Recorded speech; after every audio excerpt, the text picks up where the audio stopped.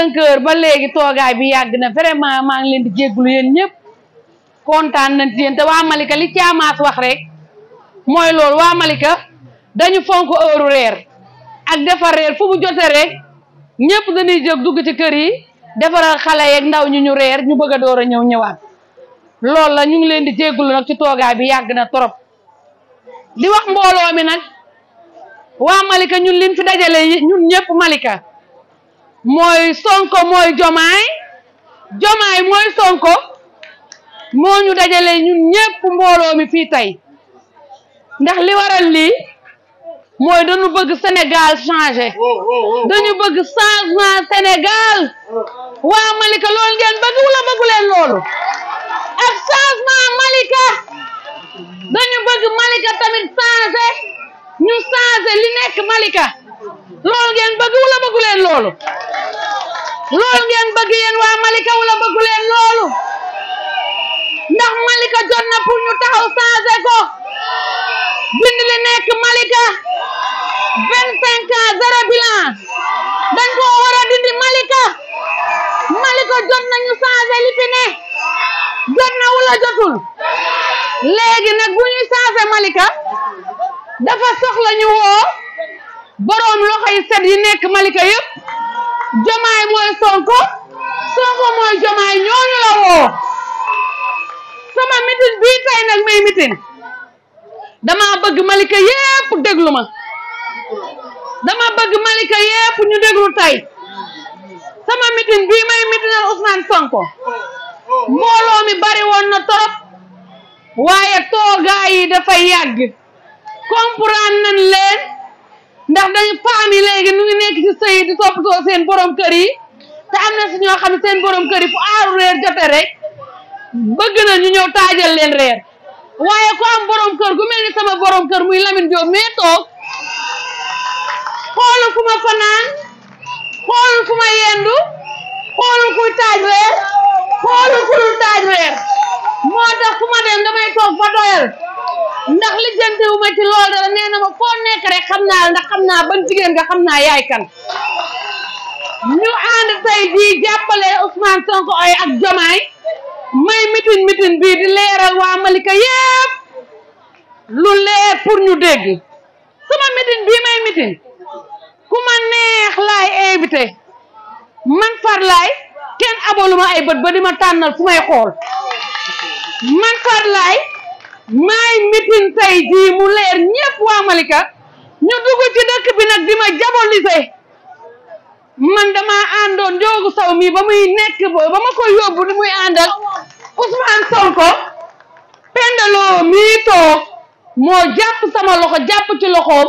ñu yóbbu ko ba ca Ousmane Sonko 2017 yaa may dégg ñu ànd di political Ousmane Sonko ba lii ñëw élection ñëw loolu moo ñu séparé woon Pastef bu Malika ñu séparé wu ñun ñu dem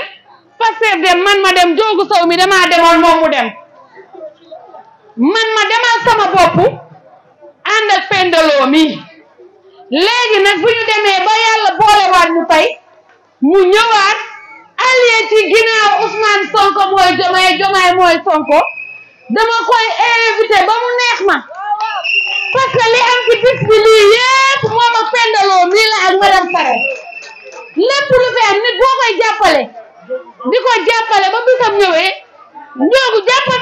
jàppale na waa département bi ñi nga xam ne ñoom la Ousmane Sonko tabale ci département bi jàppale na leen ñoom ñëpp muy député yi nga xam ne ñoom lañ teg tey pour ñu demal ñu teewal ñu fay assemblée waxal ñu askan wi li ñu bëgg ak li ñuy bañ léegi nag maa ngi nuyu ñi fi teew ñëpp autorité yi ma di ko jëkke ci madame Sare ndax jabaru ministre la te li ma defa rëy na lool muy madame Ami Sare Binta Sare madame Moustapha Sare ministre de formation mënul ñëw mais yabal na jabaram mu ngi nii toog muy madame Sare pendaloo mii nag boo leen gisee affiche ci ngeen gis ma maag moom ci biir maag moom ñoo ànd ba Ousmane Sonko amul dara kii moo def Ousmane Sonko député muy pendaloo mii moo ànd ak Ousmane Sonko ñu dugg ci dëkk bi dugg fépp di wër ba Ousmane Sonko nekk député tey bi mu nekkee député ñu ànd di liggéey tey ba yàlla jox réew mi Jomaay jaarale ko ci loxo Ousmane Sonko kon man Ousmane Sonko fii ci Malika kenn jiituuma fi te musuma cee deñ ilaa yow mi diini te dina leen ko wax te Alaaji Njoogu Sow mi dina leen wax ne musuma cee deñ man Ousmane Sonko laa musa àndal ñuy diaboliser di wax lu leen neex man na damay mitin te dama jàppale Njoogu Sow kon bu may mitin te ñëwul jàppale ma kon bu ëllëgee sax dama koy bàyyi parce que jàppale naa ko ci Malika yëpp ba Malika xam ne dama koo jàppale kon bu may mitin tey woote ñëpp woo àdduna woo Sénégal moom dafa war a ñëw teew loolu ku ko bañ ba ni ma bu ñëwee waa Pastef bu Malika dañ ni ma bu Njoogu Sow ñëwee du ñu ñëw man leen Njoogu allié la day ñëw mouvement MRV la yor day ñëw ndax dama ko yàgg a jàppale ci Malika te man ñëpp laa invité te day ñëw awma xaaj ak seet ku ma dul invité ku ma invité day ñëw maa ngi gërëm Jamila mu ngi nii toog sànq ba léegi di jàppale jigéen ñi di leen defal lépp ba ubbi ba andi kat sama moroomu liggéeykat la moo tax lu ma nekk moom dina ci nekk maa ngi gërëm na madame Sare ak Pendaloo di gërëm Mambay Gajaga ak sama jëkkër ñoom ñëpp maa ngi leen di gërëm ak ñuy toog ci mbooloo mi Alaaji Njoogu Sow mii nag politique moo ñu boole woon man damaa bàyyi politique mu boole woon ñu ànd di politique bi ñuy ànd di politique man nekk ci Ousmane Sonko di ci continuer ba léegi waaye waa Malika ñu ngi diaboliser ba léegi naan Farlaay dafa demoon seetiwaat leneen ñëwaat te waxuñu dëgg damaa bëgg ngeen xam ni waa Malika li ñu wax waxuñu dëgg li Pastef Malika wax maag ñoom ñoo doon ànd fu ñu nekk fekk ma fa ak samay nit may defar ndogu yi di defar lépp koñ bu ne ma defar fa ndogu kon nag tey jii su ma demee tey bay mitin ñu diaboliser fii dafa feesoon dell waaw wala de fii ndax feesu woon dell nit ñi dañoo dem ñibbi defari reen ndax toogaay bi dafa yàgg moo tax may wax waa Malika yéen ñépp ngeen àndale nag ànd booloo ñu ànd bu dimanche ca ngoon ngeen solu ba rafet xëy teel a dem ngeen voteeli Sonko mooy Jomaay Jomaay mooy Sonko ngeen voteel député yi ñu am majorité assemblée majorité lañ bëgg boo xam ni lépp ñoo koy jël ñoom mën nañ leen may rek 5 wala ëpp na et 5 laa wax wala ëpp na kon ñaata ngeen bëgg ñu may leen ko 3 rek 3 wala benn rek benn kon yal na yàlla dégg benn ba ñu may leen benn kase may gërëm nag Mariama Faye mii ndax taxawaayam rafet na boobu ba léegi lu ma nekk moom ca maa ngi koy gërëm di ko sant di gërëm ñoom Oumy Ba di gërëm ñoom ñépp ak sama mag jeetoog ñang mooy sama taaw papa wax dëgg fii feesoon na del Penda maa ngi koy gërëm Penda Fall ci sama yaay lañ ko ndayale mu ngi noonu maa ngi ko fàtte woon sax maa ngi leen gërëm waa Malika yéen ñépp góor ak jigéen ñi ci jàpp ak ñi ci jàppul yéen ñépp maa ngi leen di gërëm ñu ànd nag defar Malika voté am majorité jële li nekk Malika nañ fi jële li nekk Malika. dañu bokk conférence des leaders ñu yabaloon ñu ci meeting bu nga xam ne Pastef da ko doon def ci département Kër Massar ma àndoon nag doyen Moustapha Ndir bi nga xam ne tey commission bi nga xam ni leader yi conférence des leaders teg nañ ko moom mu bokk ci ñi nga xam ne dañ ko jox commission bu muy diriger moo tax mu gunge ma ba ñu àgg foofu ak Malcolm ma ne ko il faut nga yegg si fii pour wane ne yéen a ma guddeel ci ba sama musulum jigéen ñi parce que Fatou Laye moom lu mu moomee dama cee war a njëkk dama cee war a mujj li ñuy wax rek ñu sant suñu borom bu baax comme ni ko Adja Penda waxee Penda 2017 la ma ko Fatou Laye présenté ñu dem këram mu ne ma mais Ndiogou yow il faut nga xamante ne Sonko dinaa la présenté sama benn rak sama benn xarit bi ñu demee ñu yóbbu ñu ci Ousmane Sonko ñu toog ak moom keroog waxtaan nañ 1 heure de temps Sonko ne dañu xaar Diomaye ñu ñëw Diomaye ñu woo ko ñaari yoon mu ne dafa embouteillage bi moo ko jàpp mais ci gàttal rek bi ñu waxtaanee comme ni ko Penda waxee dafa ni mais grand yow li ngay liggéey ak li ñuy liggéey benn la initiative bi benn la mais comme que ñun suñu liste bi ñu doon defar nañ ko ba pare te yow da nga am liste li nga wax nii da nga am gannaaw bu yaatu man je préfère nga dem def liste bu liste bi passé après ñu ànd liggéey bi ñu demee 2017 suñu borom daf ñu may man maa jël 6e IPD bi ma jiite woon te mbéyee laa yóbboon 4e position ñoom ñu jël 7e topp suñu ginnaaw li ko waraloon nag mooy ànd boobu rek ñun la ñuy def ñun Sénégal rek moo ñu ñëw ay acteurs de développement la ñu politique daf ñoo daf te dinañu bàyyi wala ñu bàyyi kon maa ngi jox suma doyen Moustapha Sere rek kii nu mu tuddati Moustapha Ndir rek mu sànni ci ñaari kàddu parce que mooy sunu doyen ci conférence des leaders bi ñu bokk nga xam ne tey dañuy jabal ci département pour ñu jàppale grand. asalaamaaleykum mbokk Malika. damay ñaan yàlla rek li nga xam ni moom lañu jublu yàlla may ñu am une majorité qualifiée de plus de 120 jusqu'à 150 députés comme niñ ko ñëpp waxee pour que agenda national de transformation bi nga xam ne moom la Sonko président Sonko ak président Diomaye proposé Sénégalais yi ñu mën ko dérouler sans blocage ndax loolu mooy jàmmi Sénégal li ko am na soxna su ko wax léegi dafa wax ni Sonko 24 mars 2024 moo doon combat am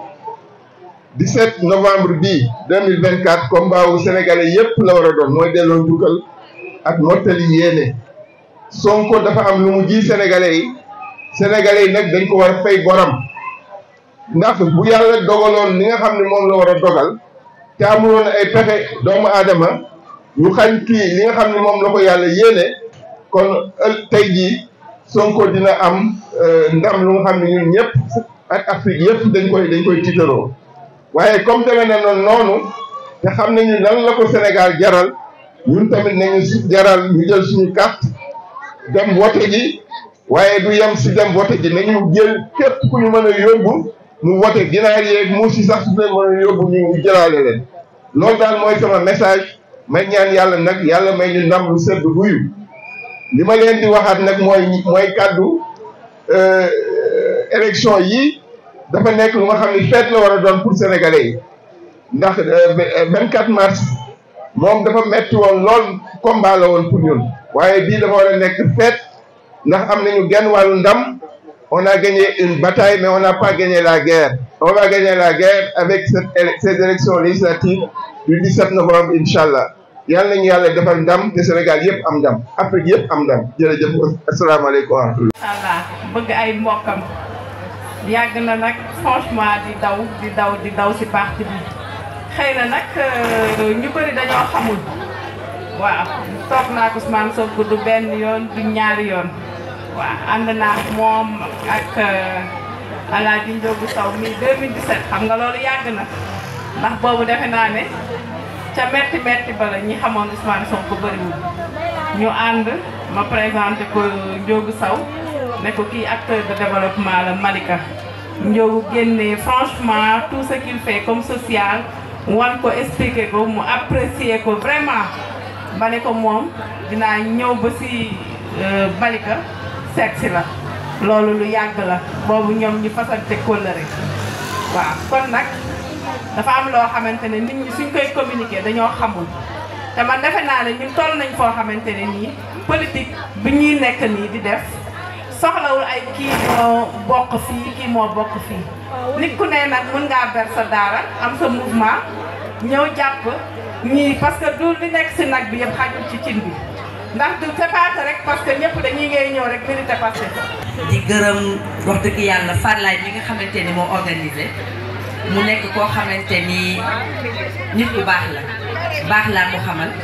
donc ko ñaanal yàlla mu eggale moom it ak sagoor incha allah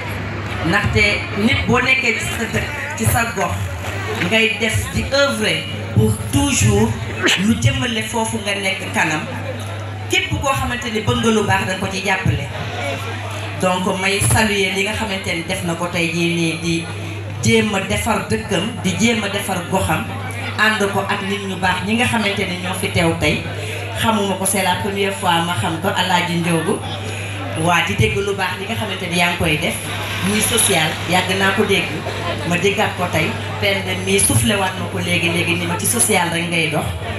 di wax ni nag kon bu ngeen ko jàppalee moom mi nga xamante ni bëggul lu dul lu baax ci fii ci Malika bëggul lu dul Malika jëm kanam bëggul lu dul doomu Malika fu mu taxaw ñu joxoñ ko ni ko mu nga nele moom mi nga xamante ni moom mooy jóg suba ba ngoon jot di dox ci lu jëmale Malika kanam su àndee ak Farlaye mi nga xamante ni moom itam Malika mu dox jëm kanam rek moo ko ñor kon ngeen jàppale ko moom ni moom mooy ngeen jàppale Ousmane Sonko mi nga xamante ni moom moo leen mën a jàppale ba tey jii Malika taxaw egg ci kanam ba fu ñu ne doomu Malika ngi nii nit ñëpp kontaan ci moom donc ngeen àndandoo jàppale leen ñoom ñaar ñu liggéey Malika ba fii incha allahu ak beneen élection bi ñëwaat nag wax dëgg yàlla ñu am fi nag autorité bu mag boo xamante ni fu seen baat mënul a egg moom dina ko fa eggale incha allah loolu la ñuy ñaan. waaw bu loolu weesoo nag ñuy gërëm kilifa yi fi toog yëpp wax dëgg yàlla di wax ni nag nit bu ñu nee ndax baax na dañ naan ndax ay mbokkam ñoo ko wax bu ñu nee baax na dañ naan ndax ay mbokkam ñoo ko wax ñu dégg ni fii ñi fi toog ñëpp seeni mbokk lañ ay mbokki Farlaye lañ ay mbokki Alaaji Njoogu mii lañ donc du ñu def lu dul rafetlu ko di ñaan yàlla nag yàlla na ngeen fi am autorité boo xamante ni day bokk ci yéen nekk seen mbokk di leen taxawu fu ngeen xam ne mënoo leen fa egg incha allah yàlla nag mën na ko te xam naa ne dina ko def parce que koo xamante ni boo xëyee suba ba ngoon jot da ngay def lu baax ci sa askan boo tàllalee say loxo sa waa askan dinañ la jàppale te incha allah te ko ca kanam rek incha allah. donc di gërëm nag sama chéri bi Penda mu nekk ku baax nekk sama mag nekk sama chéri nekk sama lépp bëgg ma lool wax dëgg yàlla heure bii barki démb ñu ngi woon sama kër fa la nekk ba guddi ñu àndandoo def li ñu war a def suñu caravane def suñu meeting ba mu neex donc di ko remercier bu baax a baax ci déplacement parce que temps amul jot amul nit ku bàyyi ay yitteem yépp doxal la waxal la kooku mun loolu lu dul di ko remercier di wax ni nag il est temps nag wax dëgg yàlla ñu takku booloo liggéey pour que ñu mën a jëmale fi ñu bëgg a jëmale suñu askan fi ñu bëgg a jëmale parti bi fi ñu bëgg a jëmale réew mi parce que rupture la ñu wax te rupture nag mënuñu ko am tant que amuñu majorité absolue la ñu bëgg xaw ma ñi fi nekk am ngeen carte d'identité wala waaye il est temps képp ku am carte d'identité boo xëyee fajar incha allah nga am carte électeur nga xëy fajar dem teel a voté ji midi bëgg nañ fekk nag mbir mi leer nañ dootu amati naatable na mu demee woon rek na woon fa woon incha allah te noonu lay demee di ñaan yàlla nag yàlla nañu yàlla may ñu mottali mu bañ a am benn problème dëkk bi ñu gañe ko ci jàmm ak salaam mu xumbu neex te daga